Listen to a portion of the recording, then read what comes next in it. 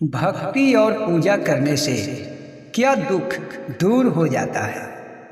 ये सवाल बहुत सारे लोगों का है। बहुत सारे लोग ये सोचते हैं कि पूजा पाठ करने से, भगवान की भक्ति करने से जीवन के सारे संकट दूर हो जाते हैं। तो क्या ऐसा सच है? क्या हम भक्ति और पूजा अर्चना करें तो मेरे जीवन का जो संकट है सभी दूर हो जाएंगे? जो बाधा है, जो समस्याएं हैं, क्या भगवान की भक्ति करने से दूर होता है या भी नहीं? क्या भगवान की भक्ति करने से लोग अपने जीवन की परेशानियों से बच सकता है? क्या ऐसा संभव है? कई लोगों का ये मानना भी है कि भगवान की भक्ति और पूजा पाठ करने से हर संकट, हर विपत्ति दूर हो जाता है।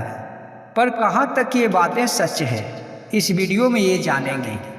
क्योंकि हर व्यक्ति का ये आस्था है, भगवान के प्रति ये श्रद्धा है कि हम भगवान को पूजा अर्चना करेंगे, भगवान की भक्ति करेंगे, उनका नाम जप करेंगे तो मेरे जीवन की सारी समस्याएं दूर हो जाएगा। जो रोग बीमारियां हैं शरीर के अंदर, वो सारे रोग बीमारियां भी खत्म हो जा सकता है। क्या ऐसा संभव है या फिर ये सब बस कहने की बातें हैं? क्योंकि कई लोगों को आपने देखा होगा या शायद आप भी इसमें शामिल होंगे कि आप वर्षों से भगवान को प्रार्थना कर रहे हैं कि मेरे साथ ऐसा हो जाए, मेरा ये दुख और संकट दूर हो जाए। और शायद आपका ये संकट कभी दूर नहीं हुआ। आप भगवान की भक्ति भी करते हैं, भगवान की पूजा अर्चना भी करते हैं और भगवान के दरवाजे पे जाकर, मंदिरों में जाकर या घर में ही ईश्वर के सामने अपना सर झुकाकर एक वरदान मांगते हैं कि हे भगवान, मुझे ऐसा हो जाए, मेरे बेटे की शादी हो जाए, मेरे शरीर में जो रोग है वो दूर हो जाए, मेरे पास जो पैसे की तंगी है वो खत्म हो जाए, मेरा रोजी रोजगार अच्छा से चलने लगे और घर के सारे लोगों में सद्बुद्धि आ जाए। आप जो प्रार्थना करते हैं, क्या वो प्रार्थना आपका पूरा हुआ है? या फिर कई लोगों को आपने देखा होगा कि वो बहुत ही मजबूर और लाचार है, गरीब है, उसके पास बहुत सारे समस्याएं हैं और वो रोज मंदिरों में जाकर भगवान के सामने प्रार्थना करता है, हमेशा ये भक्ति में लीन रह के ये कहता रहता है कि ये भगवान मेरा कष्ट दूर करें। तो क्या उसका कष्ट दूर हो गया? कई लोगों को आपने देखा होगा कि जीवन भर कष्ट में ही उसका जीवन कट गया और वो भगवान के सामने प्रार्थना करते करते थक गया। तो क्या ऐसा नहीं होता है? क्या भक्ति और प्रार्थना करने से, पूजा पाठ करने से किस्मत पे कोई असर नहीं पड़ता? जो मनुष्य के भाग्य में है वही होता है। तो चलिए वीडियो को शुरू करते हैं और इन बातों को समझते हैं। वीडियो को पूरा अवश्य देखिएगा क्योंकि ये सवाल हर लोगों का है। हर लोग ये सोचता है कि भगवान की भक्ति करने से, पूजा पाठ करने से जो जीवन का कष्ट है वो समाप्त हो जाता है। तो कर लीजिए इस चैनल को सब्सक्राइब। अगर आप इस चैनल पर अभी नए आए हैं तो सब्सक्राइब अवश्य कर लें। वीडियो को एक लाइक भी करें और बेल आइकन को प्रेस भी कर लें ताकि इसी तरह की ज्ञानवर्धक वीडियो आपके पास जल्द से जल्द पहुंचता रहे। तो चलिए शुरू करते हैं वीडियो को और समझते हैं कि भक्ति करने से, पूजा करने से क्या लोगों के जीवन का सारा कष्ट दूर हो सकता है। तो सबसे पहले मैं आपको ये बता दूं कि भक्ति और पूजा एक अलग चीज़ है और दुख और सुख एक अलग चीज़ है। भक्ति और पूजा और ये दुख और सुख में कोई भी जुड़ाव नहीं है। चाहे आप भक्ति और पूजा कितना भी करें, आपके दुख और सुख में कोई भी कमी नहीं आएगा, क्योंकि भक्ति एक अलग रास्ता है और आपके पास जो दुख और सुख आता है वो एक अलग रास्ता है। कई लोग ये भी कहते हैं कि जो अमीर है वो सुखी है और जो गरीब है वो दुखी है, पर यह भी बात बिल्कुल ही गलत है, क्योंकि दुख और सुख अमीरी और गरीबी से कोई लेना देना नहीं है। आपने देखा होगा कि कई लोगों के पास बहुत सारे धन हैं, बहुत सारे पैसा, बहुत सारे घर हैं, फिर भी वो रोता है, उसके पास दुख है। और जिसका किस्मत अच्छा है वो झोपड़ी में भी बैठकर हंसता है, क्योंकि उसके भाग्य में सुख और हंसना लिखा है। और जिसके भाग्य में रोना लिखा है वो महलों में बैठकर भी रोया करता है। इसलिए अमीरी और गरीबी से सुख और दुख का कोई भी लेना देना नहीं है। भक्ति और पूजा से भी सुख और दुख का कोई भी लेना देना नहीं है। इसलिए आप ये अपने मन में बिल्कुल भी न बैठाएं कि मैं भगवान का भक्ति करूँगा, मैं भगवान का पूजा करूँगा तो मेरे जीवन का समस्या दूर हो जाएगा। जो आपके पास बीमारियां हैं, जो आपके पास कष्ट है, वो भगवान की भक्ति करने से समाप्त हो जाएगा। ऐसा बिल्कुल नहीं है। तो फिर मनुष्य ऐसा क्यों सोचता है?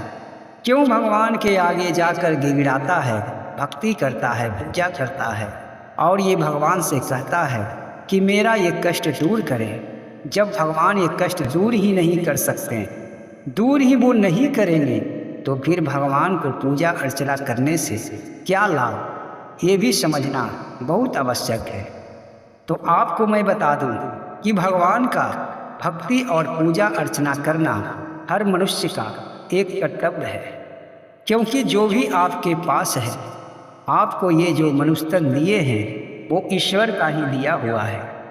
क्योंकि जो भी आप यहाँ पर इस्तेमाल करते हैं, प्रयोग करते हैं, सब परमात्मा का ही दिया हुआ है। इसलिए जो सब कुछ दिया है उसका भक्ति करना, उसका पूजा करना हम मनुष्यों का कर्तव्य है। भक्ति और पूजा हम इसलिए करते हैं कि ताकि ये मेरा फर्ज है, क्योंकि भगवान की भक्ति और पूजा नहीं किया जाए तो मन को शांति नहीं मिलेगा। मन को शांत करने के लिए ही भगवान के शरण में जाया जाता है। जब मन को शांति मिलती है तो आदमी को अपने दुखों से भी शांति मिलता है। इसका मतलब ये नहीं है कि दुख समाप्त हो जाएगा। दुख तो व्यक्ति के कर्मों के फल होता है।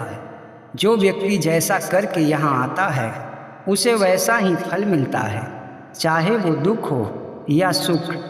आज के किया हुआ भक्ति आपका वो कर्म नहीं बदल सकता। जो आपने पाप करके आए हैं या फिर यहाँ पर जो आज कर रहे हैं वो आपके भक्ति से नहीं मिट सकता।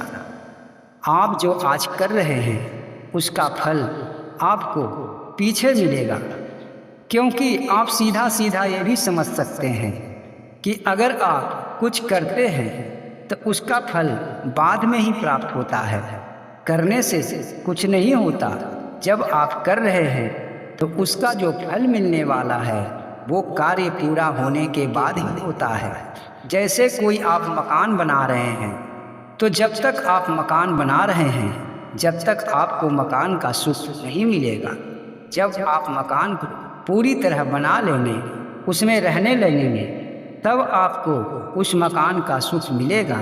ठीक उसी तरह जब आप भक्ति कर रहे हैं, भगवान का पूजा कर रहे हैं, तो भगवान का पूजा और भक्ति का फल आप जब तक भक्ति कर रहे हैं उसके बाद ही मिलेगा। और जो पहले आप कर चुके हैं उसका फल आज मिल रहा है। इसलिए जो आज आप भक्ति कर रहे हैं, पूजा कर रहे हैं, तो आपको इससे अभी के मिला हुआ कष्ट कभी भी दूर नहीं हो सकता।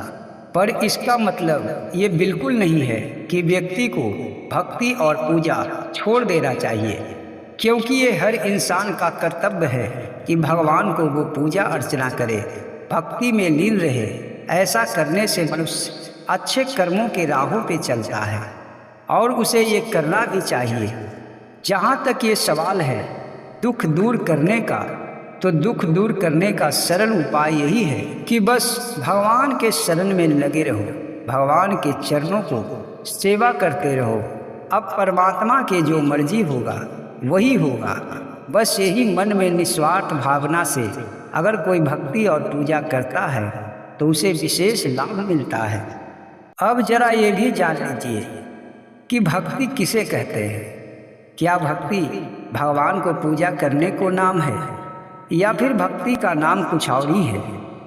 कोई व्यक्ति अगर एक भगवान का पूजा करता है, जैसे अगर आपको भगवान शिव का पूजा करना अच्छा लगता है या भगवान श्री कृष्ण का पूजा करना अच्छा लगता है, तो बस एक ही भगवान को आप अपना लें, क्योंकि भगवान श्री कृष्ण ने कहे हैं कि मैं सब रूपों में हूँ। सारे देवी देवताओं की जो पूजा होता है वो मेरी ही पूजा होता है। मैं ही कई रूपों में यहाँ आया हूँ, और जो व्यक्ति चाहे किसी भी भगवान का पूजा करे, मेरा ही पूजा होता है।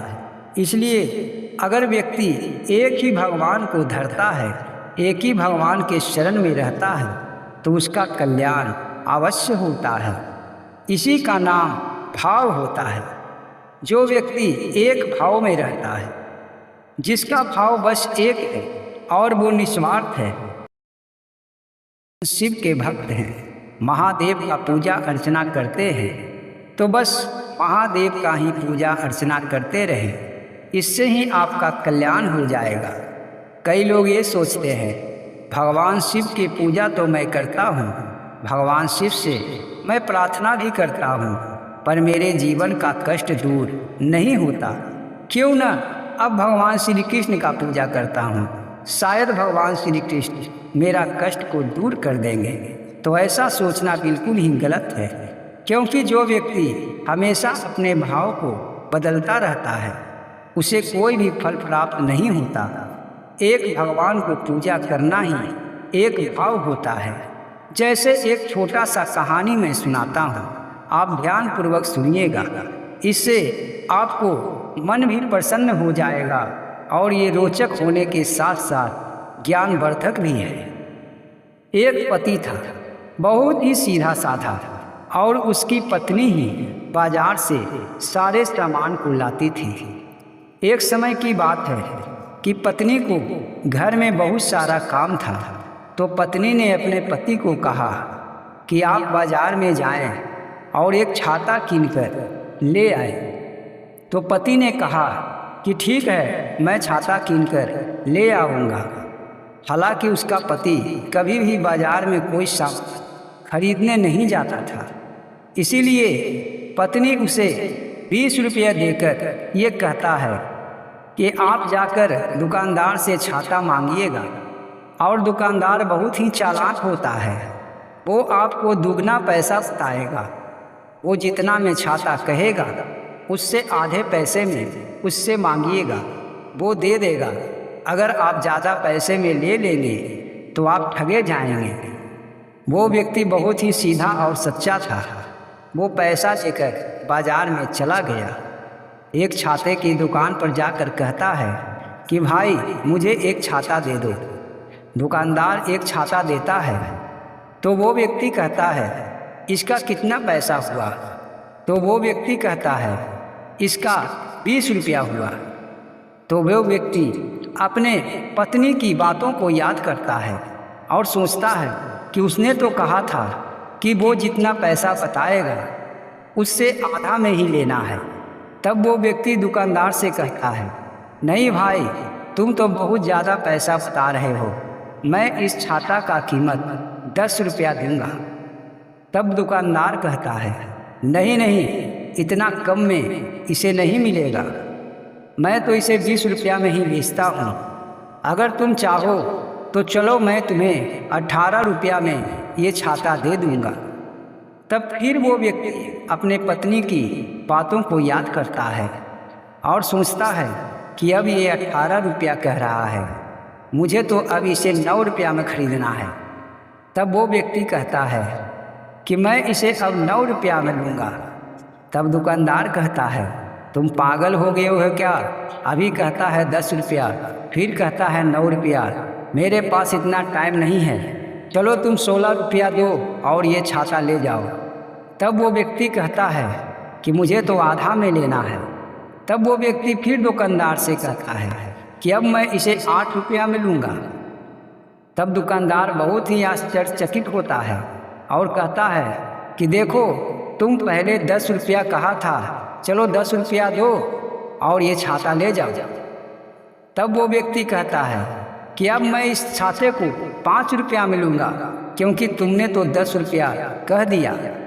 और वो व्यक्ति वहाँ पर खड़ा रहता है।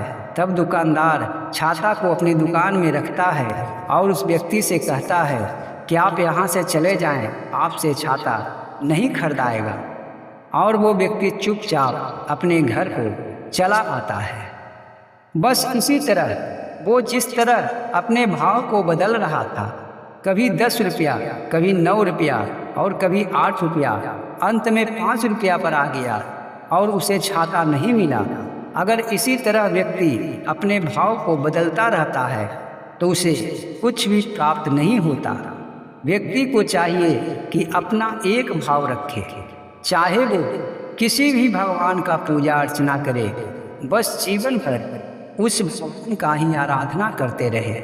इससे ये होता है कि उसका सारा जिम्मेदारी, उसका सारा जो कष्ट और समस्याओं की बात होती है, बस भगवान उसके बारे में सोचते हैं कि इसका ये कष्ट और ये समस्या कैसे दूर होगा।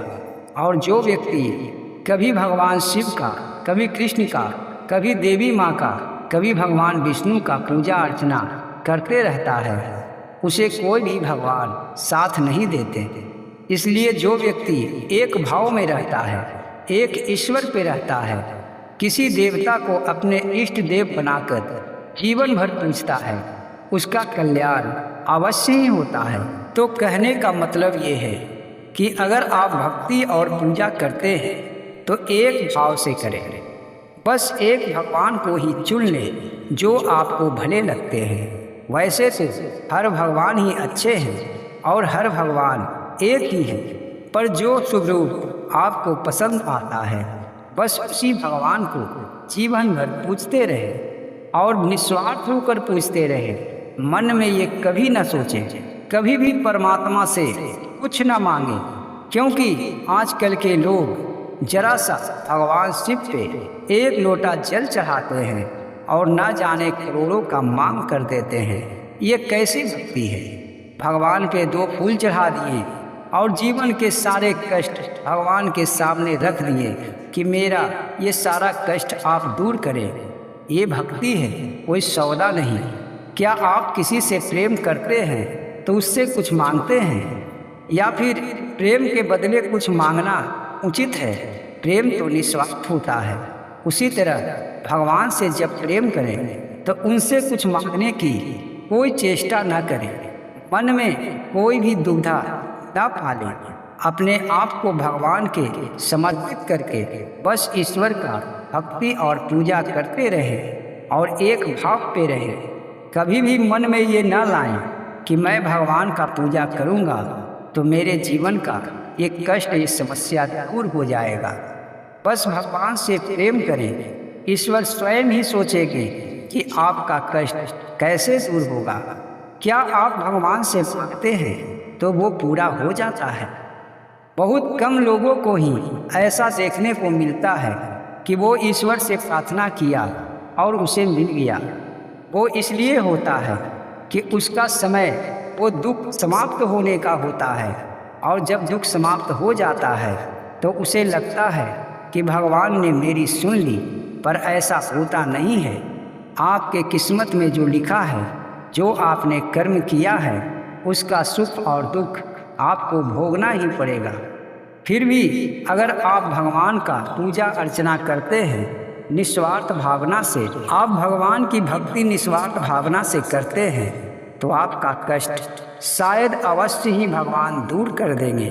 पर कभी भी मन में ये ना सोचें कि मैं जो भक्ति करता हूँ, जो पूजा करता हूँ, जो जाप करता हूँ, उससे मेरे जीवन का कष्ट दूर हो जाएगा। ऐसा नहीं है। और ईश्वर स्वयं ही जो करते हैं वही तो होता है। आप ये जानते भी होंगे कि परमात्मा के मर्जी के बिना कुछ नहीं होता।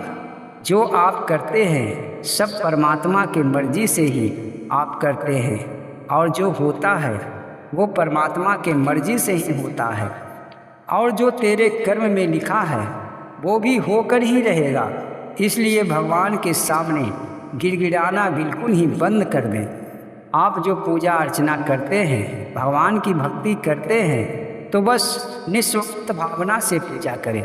ईश्वर से कुछ ना मांगें, बस प्रेम करें ईश्वर से, जैसे सुदामा ने किए थे। क्या वो भगवान श्री कृष्ण से कुछ मांगे थे? कुछ नहीं। उनके पास कितना कष्ट था और भगवान के परम भक्त थे वो, फिर भी वो भगवान से कुछ नहीं मांगे। तो क्या भगवान श्री कृष्ण चुप रहे? वो तो बिना मांगे ही बहुत कुछ सुदामा को दे दिए। इतना तक दे दिए कि आज हम सुदामा जी का नाम लेकर भगवान के भक्त का परिचय देते हैं।